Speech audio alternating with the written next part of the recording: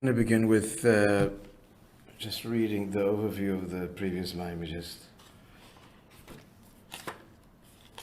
not an overview, it's Teichen Ha'inyanim, the subject matter covered, really, the content. So just read it.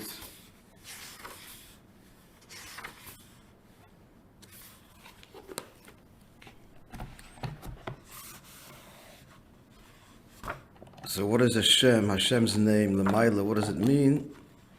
It's Amshacha of the Ha'orah rather, a reflection really, of a likus, to be invested in the Midas, in order to create.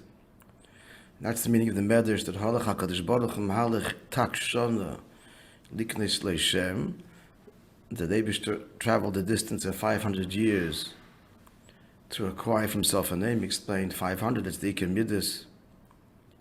The Iker Midas are the 5 Midas. Yisod and Malchus already belong to the other, so times 10 as they're integrated with the other 10, so it's 500. So that's the Amshocha of a likus. So halach means to go. It's a radical change of destination. So going from the Mailim Hishtalshalos in Hishtalshalos, which is Tak Shona, the 500, the Midas. So what's the whole point of it is that this halach, that we should be mamshich in the Shem, the Mailim Hishtalshalos, that's the union of Yitakon Roza de Shemei. I don't know if he quotes it here, but that's recorded from the Zohar. And in more detail, the Shem is of Havaya, is Gilui, Likim is Tzimtzum. So in order there should be Amshach and Oilmus has to be Tzimtzum. So the meaning of Havaya Likim is that the Tzimtzum of Shem Likim is kolol in it the Gil of Shem Havaya. Because that's the whole point of the Tzimtzum. At the same time, it's also true that in Shem Havaya is kolol the Tzimtzum of Shem Likim.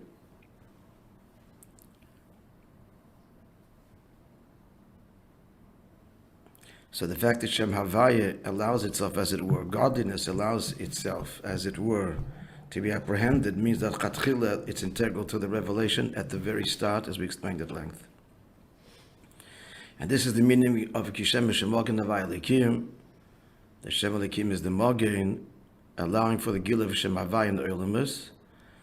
And the pasuk concludes, La Yimona Toiv Lahilchim Betomim. So through this Yichud, then the Gil is in the way of Pnimius. And Pnimius is Ha'ilchim Betomim, as explained in resolving the contradiction in the Psukim Tav Hashem Lakoivav, or only Lakoyal.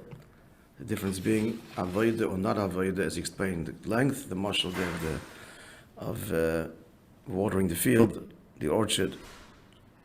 So the parallel finally is the Shemus of within Yidden, Ya'akov, Shem Likim, Yisrael, Shem Havaya.